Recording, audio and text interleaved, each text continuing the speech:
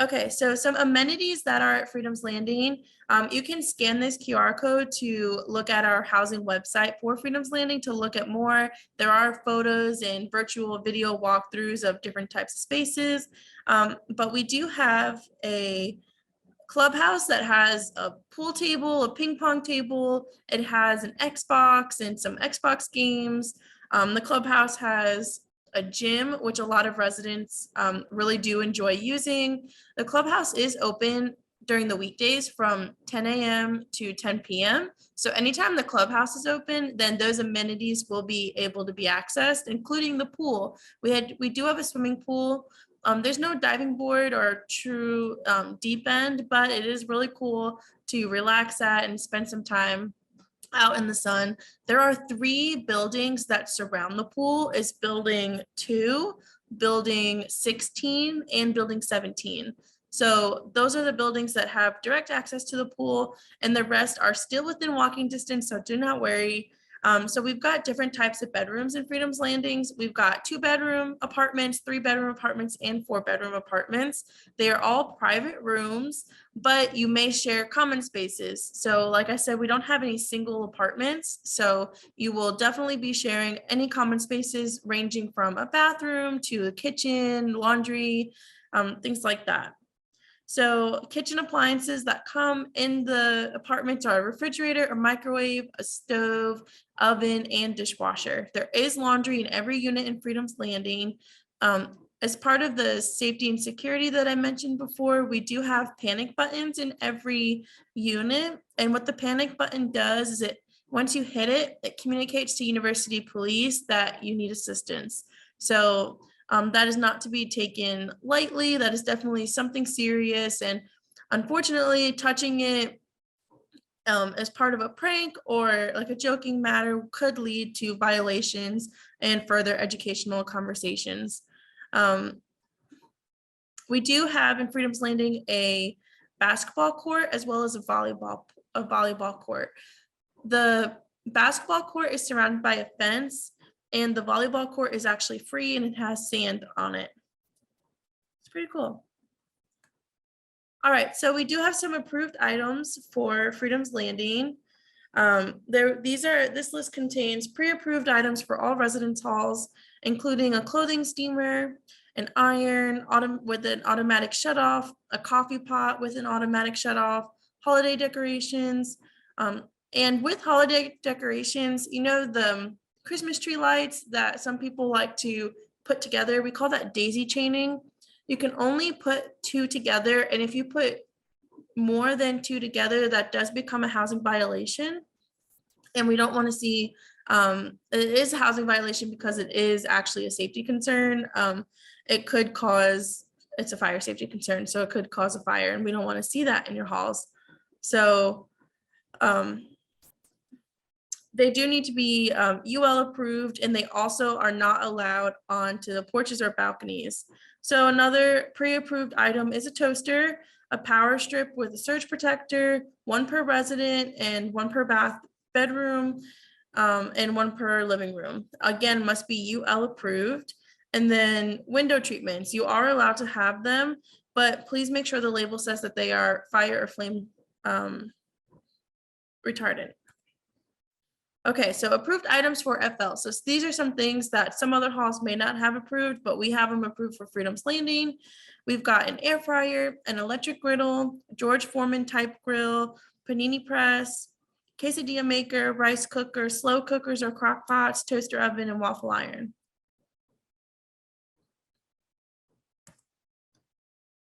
So not approved items, major appliances such as washers, dryers, freezers, refrigerators, microfridges, dishwashers, and air conditioners that are not already provided by university housing are prohibited in individual rooms or units. Plumbing, water, heating, and electrical systems were not designed to accommodate utility demands resulting from additional appliances. Additionally, to prevent fire due to unsafe appliances or cooking practices, certain appliances are not permitted. All approved appliances must be UL certified and listed to be used in the halls. Items without the UL certification are not permitted and will be the responsibility of the student to remove from their space. And I can say that if you have an item that's not permitted and it does cause a fire or some kind of damage to a space, then you will be responsible for that, any kind of invoice or claim that comes through that, unless you have renter's insurance, and then it would be done through your insurance. So not approved items, these are not allowed in any residence hall. So if you are under the age of 21 and you have alcohol in your space, that is not permitted. So if you are 21 and your roommates are not 21, then the only place you can have alcohol, once it's properly labeled, is in your private bedroom space. So if everybody in the unit is 21 or older, then you are able to have alcohol in the common space, but just make sure that it is labeled properly. And what I mean by that is a piece of tape with big letters that says your name. And so even if everyone in the space is 21, the alcohol does need to be labeled properly. And you can review the residential community guide to understand what kind of limitations there are on bringing alcohol into a space. So other items that are not allowed: alcohol paraphernalia, including shot glasses, bed risers, candles, incense, charcoal gas grill, deep fryers, drugs, electrical decorations like neon signs or the really bright signs. Usually they're in cursive. Those are a big fire hazard. Extension cords that don't have the surge protector. Large fabric items that take up more than 50% of the wall, or right here it says 3 feet by 5 feet in size. Also, if you hang up any decorations that are within, I believe, 12 inches of the ceiling, that also is a housing violation. So again, I really encourage you to review the residential community guide to learn more about what is and is not allowed, because we want y'all to be safe when you're coming into these halls. Martial arts equipment, microwaves. Watson residents may bring 1 microwave per unit. We don't live in Watson. Mini fridge. They are allowed at the Armstrong campus, but must be 4 cubic feet.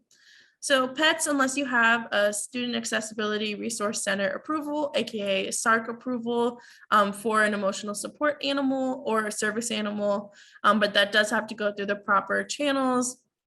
Plugins or fragrance warmers, portable heaters, rope lighting or LED light strips. The reason why those are not allowed is because they cause damage to the walls, and that damage does lead to sanctions or fines, and a lot of residents don't know that going into move-in. So we're telling you now, please don't bring any kind of sticky lights to the wall, because it will cause damage, and we don't want to see that happen. Street signs are not allowed. Traffic signals, construction materials, weapons, and wireless routers or access points, we do provide that. So if you could take a photo of this and remember it, and also again, check out the residential community guide or the student code of conduct, it will go through that information more in depth. So I'm going to pause for a second and just look through some of the questions that we have here.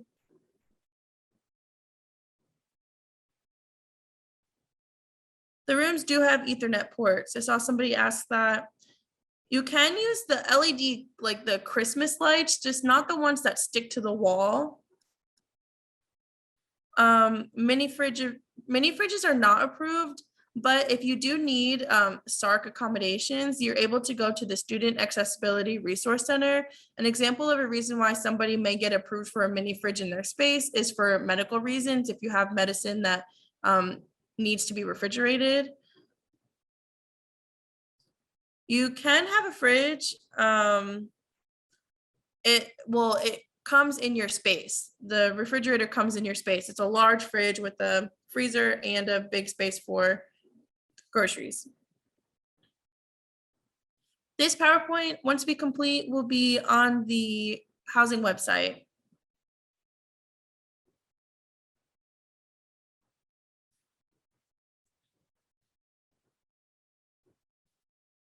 To be approved with an emotional support animal, you're going to contact the Student Accessibility Resource Center. Their acronym is SARC. You can find that through your My Georgia Southern portal, or you can Google Georgia Southern University Student Accessibility Resource Center.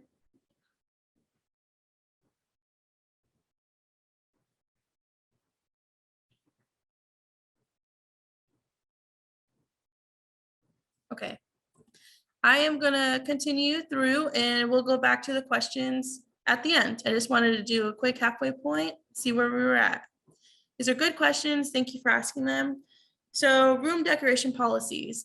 Failure to keep posters or decorations at least 12 inches from the ceiling or floor, covering more than 50% of any given wall with postings or decorations. This is against our policy. You need to make sure that at least 50% of the wall is not covered and that decorations are 12 inches away from the ceiling. Also, you can't suspend anything from the ceiling, and including suspending anything from sprinkler heads or smoke detectors.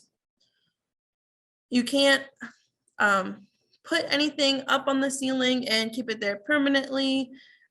You don't want to display anything outward facing of your windows or your patios into public spaces, curtains or window treatments that do not possess a fire retardant label from the manufacturer. Failure to use low tack tape, like for example, you want to use blue painter's tape or approved low tack hanging devices like 3M command strips when hanging decorations.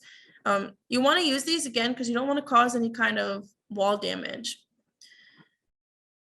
And then hanging up anything or sticking something to a fire rated door, like decorating or posting on your apartment or unit door. Also, we've got like HVAC units in most of the halls, so you don't want to put anything on a door that's labeled as do not cover or do not put furniture in front of or do not hang up anything on it. You want to be mindful of labels that you're seeing in the halls. So there are staff on call each night for in case an emergency arises. You'll get more information about this as we go through the first few weeks of the semester, but the staff that I talked about earlier, the resident advisors, we always have one RA on call at Freedom's Landing, and then we have a backup RA. And so there is a phone number that you'll get upon move-in. It is called the RA on call number. And it is a number that you'll be able to call anytime 24/7. You'll get somebody on that phone. And they are student staff, so they are trained. We're going into training in just a few weeks. And they are trained to get you the people that need to be able to help you, or they can help you themselves depending on what the issue or the concern is. We do have university police on campus. Let's see, interior hall building doors are accessed through card swipes. We don't have that security feature because we don't have, we are an exterior hall. Let's see, your card is programmed to get in and out of the clubhouse. That is one way that we use the card feature. So that means that if you have a friend who lives in Watson Hall, they may not be able to access our clubhouse or our gym because their card isn't programmed for it. So that's one of the safety features that we have. So the exterior building units additionally have a deadbolt. So when you move in on move-in day, you'll see that you've got 2 locks outside of your door. One is for the key that you get at check-in, and one is the deadbolt for the inside. So if you don't have it already or you haven't heard about it, the LiveSafe app is an app that helps people connect to safety resources on campus. And it is a really good way to communicate with university police if you needed to in an emergency.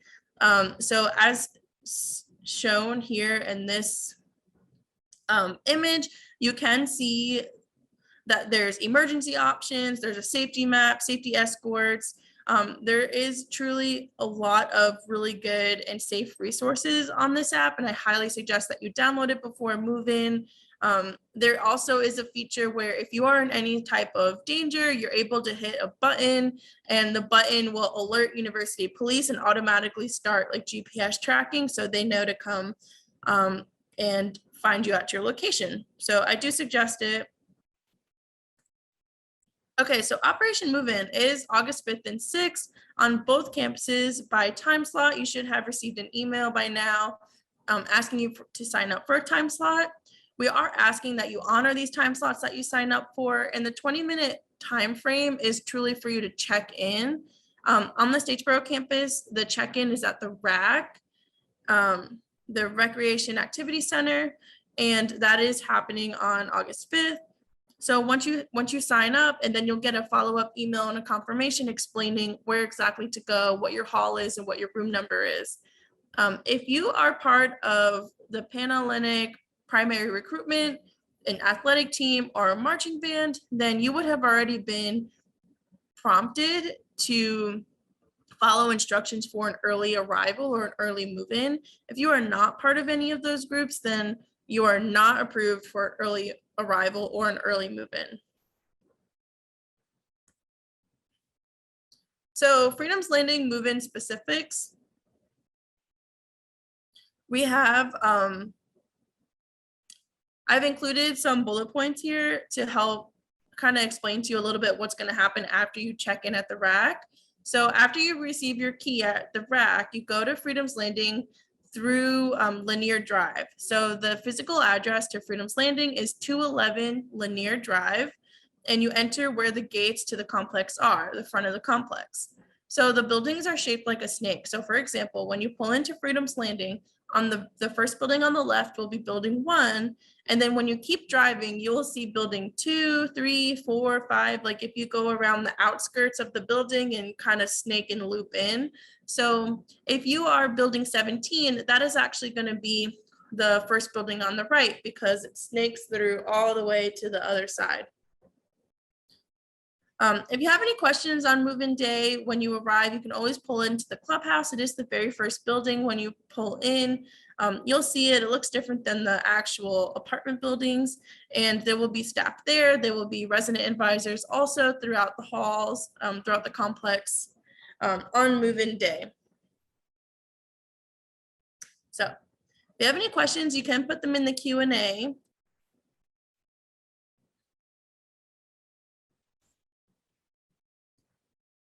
Let's see. I am new to this type of Zoom feature. I do see that 2 people are raising their hands. So I can hit a button that says allow to talk. So if you'd like to talk and ask your question, I can do that. So I'm gonna do that right now for somebody named Tevin. I think I saw, oh no, I lost your hand.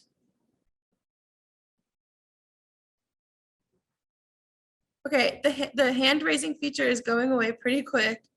I'm trying to find Tevin again.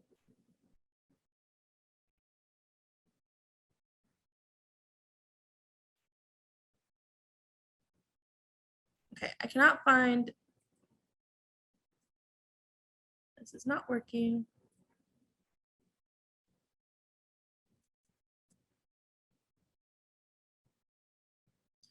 Okay, I cannot find the hand feature, so I'm just gonna go through the Q&A and answer as many questions as I can before our time is up today.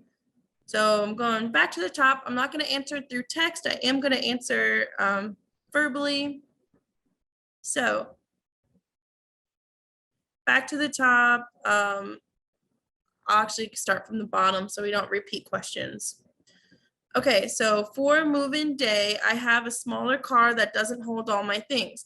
Can my parent come in a second vehicle to bring the rest of my items? So the answer to that question is yes. We would really love you to be mindful of how many cars and people you're bringing on move-in day, because while the parking lot does have enough space for everybody who has a car, it does not have a space for everybody, plus there are 3 guests. So please be mindful when bringing your guests to Freedom's Landing for move-in. But yes, Ian, that is allowed. Julian, you asked if you can bring your gaming chair. Yes, that is allowed.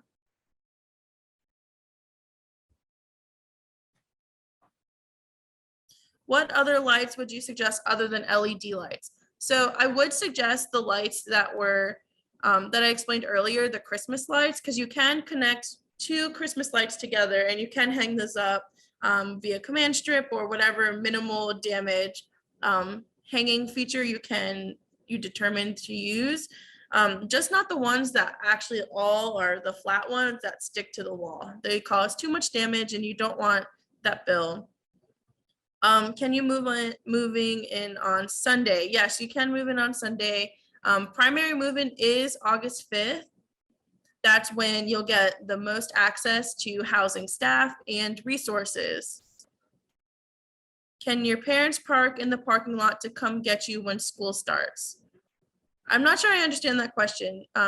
Tia, you said after move-in, can your parents park in the parking lot to come get you when school starts?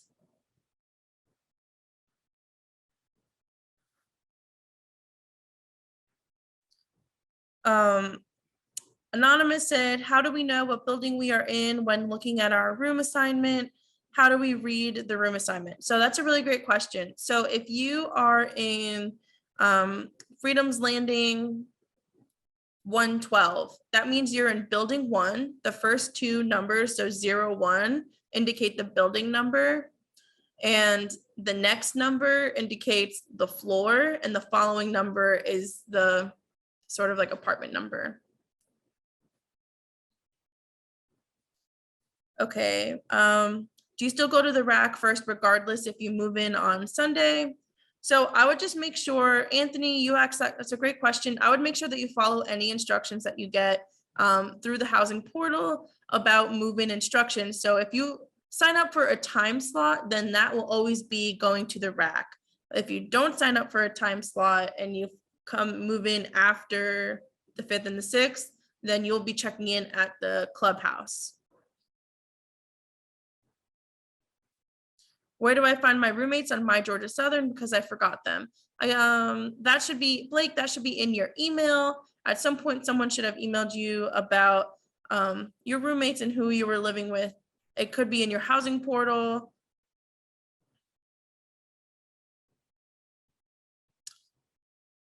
Kalia, you said, I haven't been on campus since COVID started. Well, I have to get a new ID. It is possible that your ID might be outdated because I know in the last few years they have updated the Eagle IDs to have some kind of like scanning feature in them. So if your ID doesn't have that feature, then it will be challenging for you to check in at certain places when prompted to use your Eagle ID. So if your Eagle ID is not working, then that's the reason. Is there a gate up in Freedoms now? And if so, how do we use it? We do have a gate at Freedoms Landing. I'm still learning about it, but I guarantee you, I will send you out information as soon as I know how to explain in the best way how to use it. But during Operation Move-In in that first few days, it is going to be open to allow for the ease of traffic because I'm pretty sure it's going to be based off of either Eagle ID numbers or some kind of scanning feature.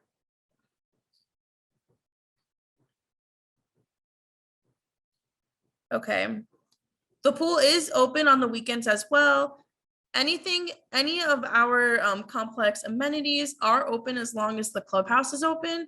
So during the weekday, the clubhouse is open from 10 a.m. to 10 p.m. On the weekends, the clubhouse will be open from 2 p.m. to 10 p.m. Aaliyah, you asked if you can have wallpaper. So I know that there are a lot of sites and stores that sell like non-stick wallpaper or no damage wallpaper.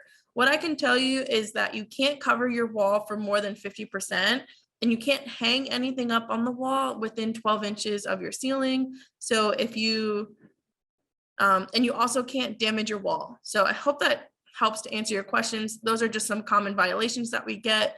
I don't think wallpaper is specifically in the guide, but wallpaper does violate a few of those. Yes, David asked if you check in at the rack, you do. T asked if they're done painting. They're almost done painting. We have one more building to be painted. It will be ready for when we move in. Freedom's Landing is now a beautiful grayish light blue color.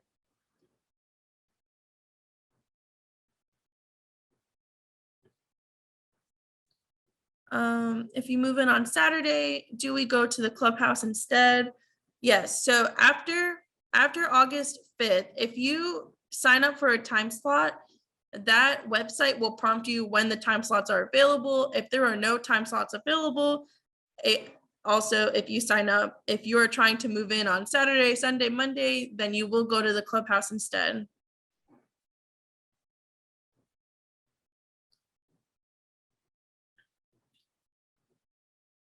Okay. Ashley asks, how do I get my bed lowered? So that's a really great question. So if you go to your My Georgia Southern portal, you will be able to access the work order system. And what you're going to do is submit a work order stating your name, your phone number, your email, and your room number at Freedom's Landing. And you're going to identify what the issue is or the request that you have. So you're going to ask them kindly if they can lower or raise your bed. And I will just say that any of those types of requests do typically take a few weeks, especially during Operation Move-In time.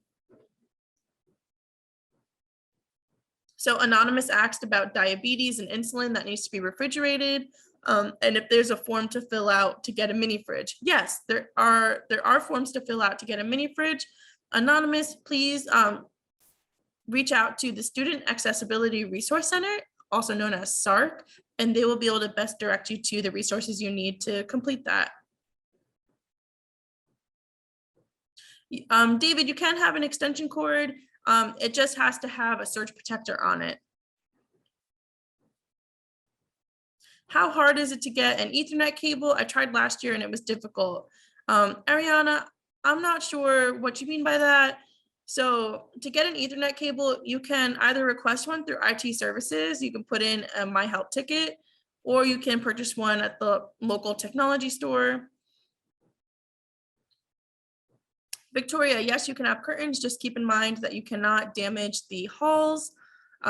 So when putting up your curtains, be mindful of how you can assemble them without damaging the wall around the window.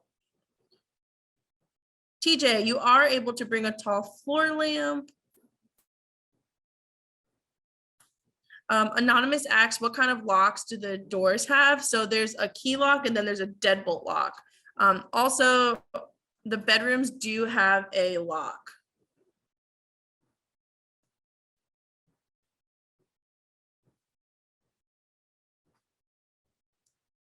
Okay, I'm trying to answer all these. So somebody said, I am a SARC student.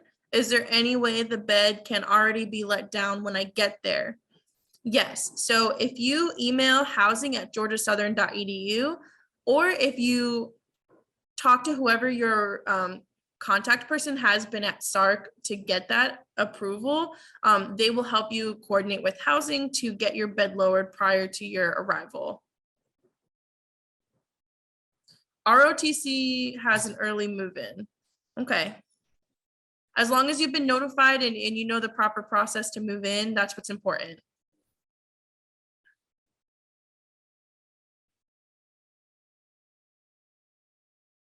Okay, I think I answered most of these. Are U-Hauls allowed on move-in day? So yes, there's no policy against U-Hauls. I do just urge you to be mindful of the people who are also moving in around you. Also, depending on the timing of your time slot, you may not have the most access to your direct building with the U-Haul, so you might have to walk a little bit, but it is also not against policy. Do you have to pay for a parking pass? Yes, you do have to pay for parking. That would be reaching out to Parking and Transportation Services, and they'll get you set up. Typically, they'll ask you for your name and your information, like your personal information, and then your car's license plate number and the make and the model. And then you, of course, have to pay the fee. Okay, so Tia said, like, can your parents come get you after school starts? I don't have a car, so my mom's the only ride I have if I need to go shopping and such. Yes, so if you reach out to Parking and Transportation Services, they will get you access to a visitor's pass. So anytime you do have a visitor come through our complex, you can reach out to parking beforehand and they will help you get that visitor's pass. But if your guest is just driving through, with the new gate system, we'll have to work through those pieces when we get that information.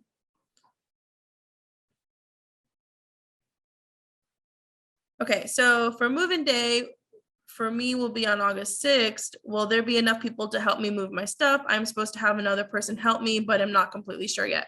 So actually at Freedom's Landing, we're not going to have people physically helping to move items in. And the reason for that is because for the most part, almost everybody moving in should be able to park almost directly outside of their unit. So we don't offer moving bins, and we also don't have people assisting with move-in this year.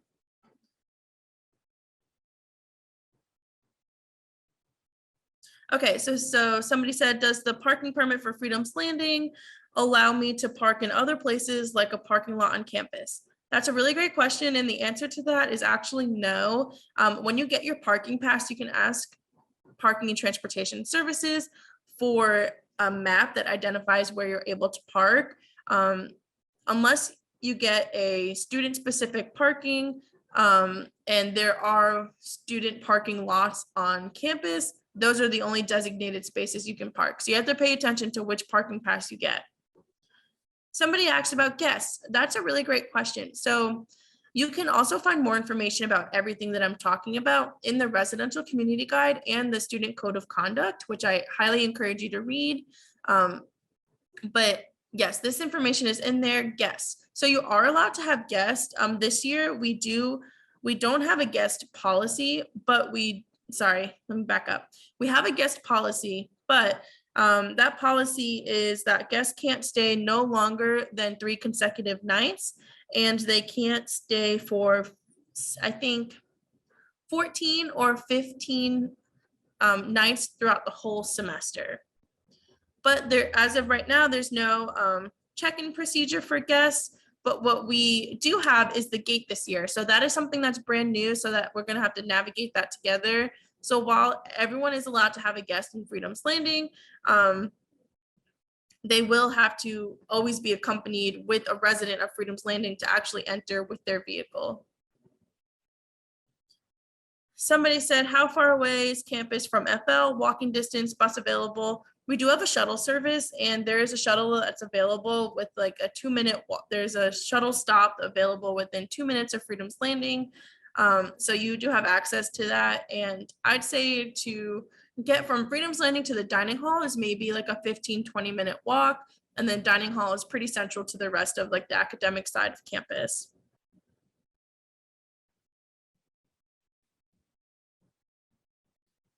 Okay. Are there any penalties for not choosing a time slot when moving in on Sunday? So I actually think I misspoke earlier. I don't think there are any time slots available for Sunday or Saturday. So no, I don't think there are penalties.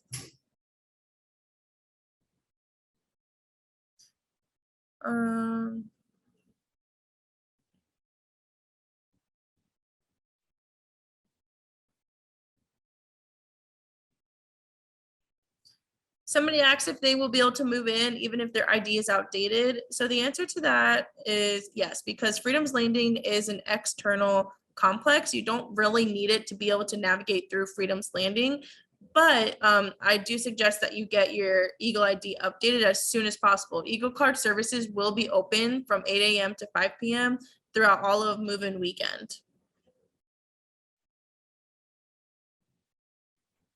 If you don't have a car or parking permit now, can you get it later in the semester or spring semester? So yes, if you don't have a car and you get one at any point, you're able to go get a parking permit. But what you can't do is just not get a parking permit while you have a car parked, because you will get ticketed, and then eventually towed.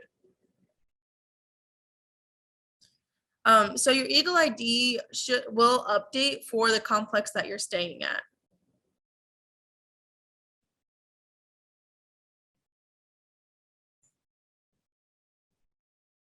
Okay, so you know your building because so every Freedom's Landing building has 4 numbers, 0 through 9, right? So if your number is 1226, that means you are building 12. So the first 2 numbers of the 4-digit number are always going to be the building number. So 1226 is building 12, floor 2, and then it is room 6, like apartment number 6. And then there's A, B, C, or D, or just A, B, or A, B, C. So the letters indicate which bedroom you have. So if you're in 914, that would be 09 is building 9. The next number is the floor number, so build floor 1, and then the next number is 4, which would be apartment 4. The clubhouse, someone asked if the clubhouse was at the front entrance, and it is.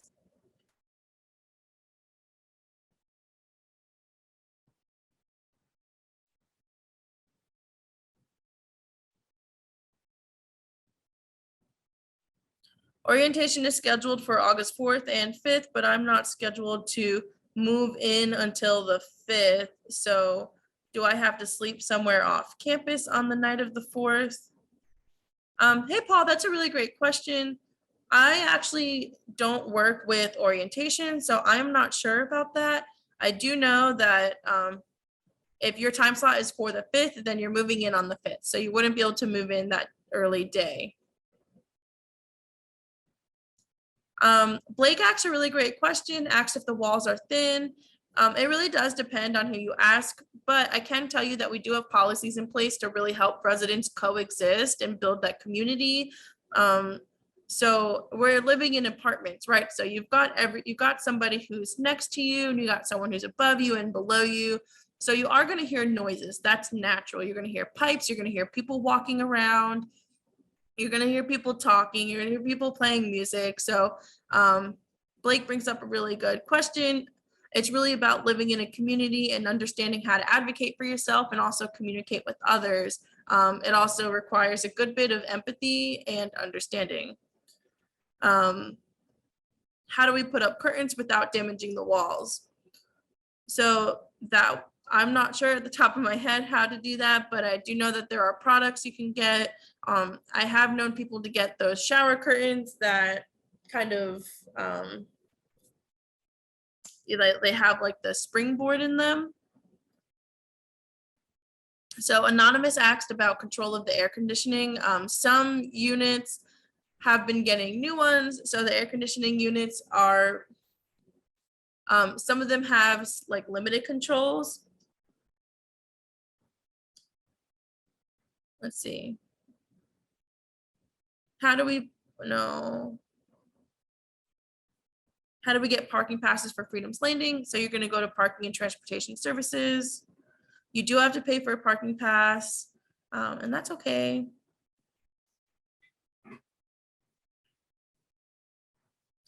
Okay. Somebody asked if you can use command hooks to hang up LED lights instead of sticking them to the wall.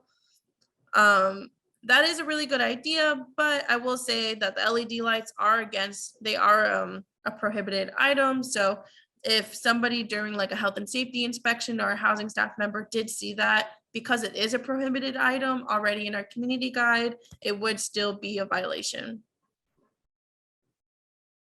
You need to get your parking passes as soon as possible. They're not ticketing during Operation Move-In Weekend, but quickly after that, they will begin to ticket.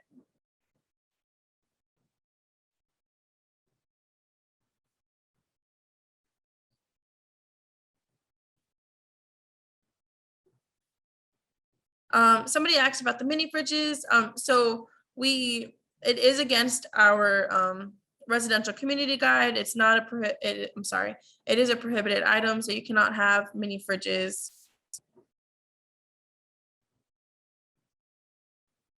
Okay. Somebody asked about if people can spend the weekend with you. I believe I already answered that question. So yes, we do have a guest policy, and what the guest policy is that a guest can't stay more than 3 consecutive nights or 14 nights total throughout the semester.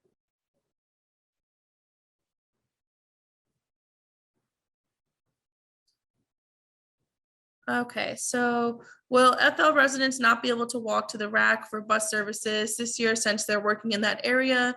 That's a really good question. We are waiting on that response, but we will be sure to communicate where the safest route to get to a bus stop is.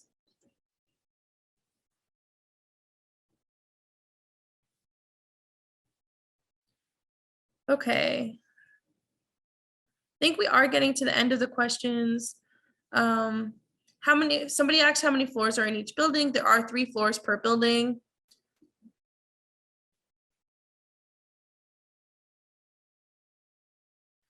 Somebody asked, do we have to get a new picture for our Eagle IDs, and when/where do we get them? So you would go to Eagle Card Services to get your Eagle ID. If you've already got an Eagle ID that is an updated one that has the scanning feature, then you don't need to get a new one. If you'd like a new one, you can go to Eagle Card Services.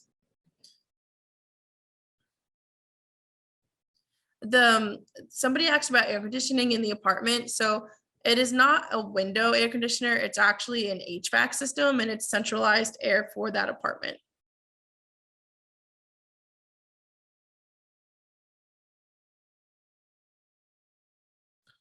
Somebody asked about using command hooks to hang up curtains. Yes, that's a really great idea. You can use the bigger command hooks.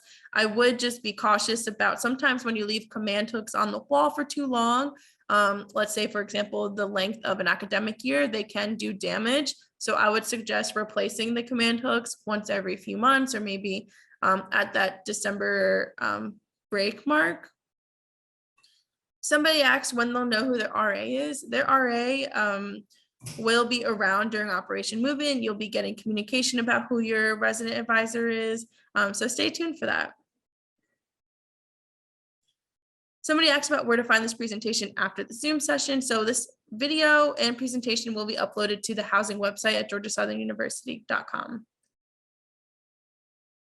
Okay. I think I made it to the bottom of the questions. Somebody asked about ordering food with the gates, like Uber Eats. So the gates, we're still waiting on some like functional information about it, and we'll be sure to explain everything that we know about it to you all. It would likely be through email. I think that brings up a really good point, that a lot of communication that we send out, most of it actually is through email, and it will have the header Freedom's Landing Clubhouse or University Housing - Freedom's Landing, and just know that that's likely me or my peers, or even your resident advisors trying to get important communication out to you. So if anything, you don't have to interact with the emails every time, but at least just read them so you don't miss out on important information like gate updates. Shelby said that she has a time slot for Sunday, and you want to go to the rack or the clubhouse to check in. Please follow the communication that was sent to you through your confirmation email.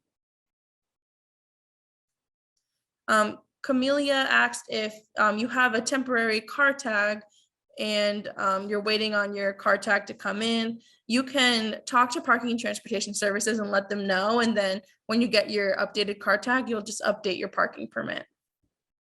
Somebody asked about parties. So that is a really good question. So along with our guest policy, each resident in a space can have up to 2 guests in an apartment. So if you do the math, a 4-bedroom apartment can have up to 12 residents, including the 4 that currently live in the space. With that said, we do have quiet hours and courtesy hours. So quiet hours are, I believe, after 8 or 10 p.m. And then courtesy hours are all the time, right? Because like I mentioned, we're living in a community and just being mindful that we have others around us. And we don't want to be any kind of disturbance to anybody. You know, community living, it really is important to set that standard for what you'd want for yourself and giving that energy to other people.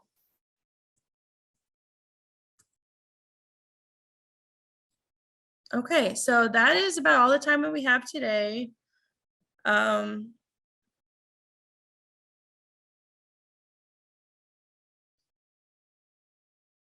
So let me go to this last slide again. If you have any questions, you can email housing@Georgiasouthern.edu.